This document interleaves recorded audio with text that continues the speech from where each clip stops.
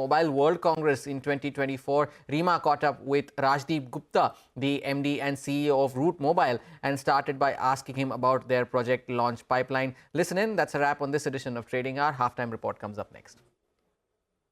We are very excited about the digital fraud product, which has been launched as a TruSense product. So as I mentioned multiple times, like the digital adoption all across the India, all across the global market also is growing multifold. But people are not talking much about digital fraud. See, the amount of digital transaction increases, the same time digital fraud will happen more. And keeping that in mind, there are very limited number of companies who are actually working on digital fraud product. We are one of them, and we can proudly say that probably one of the very few in India as well. So I think we want to mitigate the risk of digital fraud by offering our APIs to enterprise customer so that they know about any kind of fraud happening within their digital journey. We should be first vendor to let them know about the problem. Yeah. How big is the opportunity? Any number to share? Honestly, I think the TAM is really large. TAM is large. We are looking forward for the next year guidance around $10 to $15 million. We definitely want to achieve out of this digital fraud product. TruSense. Okay. So since you spoke about guidance, in Q3, the company lowered the full year guidance. It was 20 to 25%. You brought it down to 17%. And you said that some of your OTT clients are cutting back on their spends, maybe the non-essential spends. What happened? What led to the guidance cut? And how has January and February been for you? So if you see the November and December is the last 2 months for almost all the large OTT players, and they wanted to cut down some of their costs because there were some kind of challenges we have seen in global market. We have seen people laying off number of employees, but I think we have seen little bit headwind in those 2 months, and in the month of January and February we have seen those traffics are back in our platform.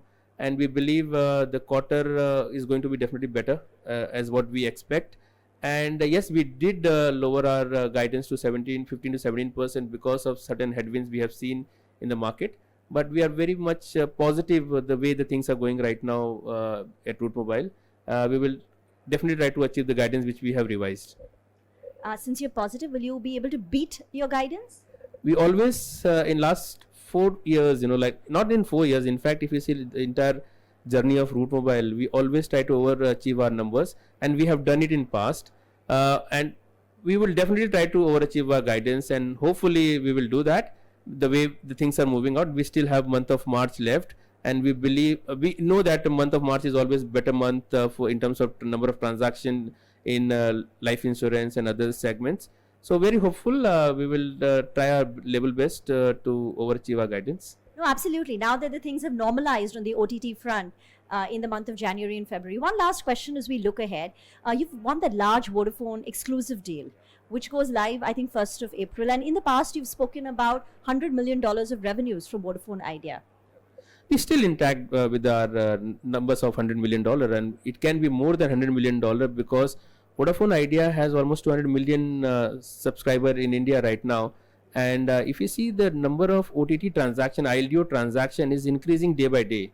Whether it's Amazon, or whether it's Google or Facebook or Snapchat or Shopify kind of customer, and I think because of that, we believe these number of large OTT players, they are definitely going to spend more.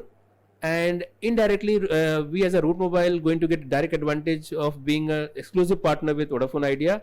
So we are definitely looking at 100 million for sure, but it may be more also.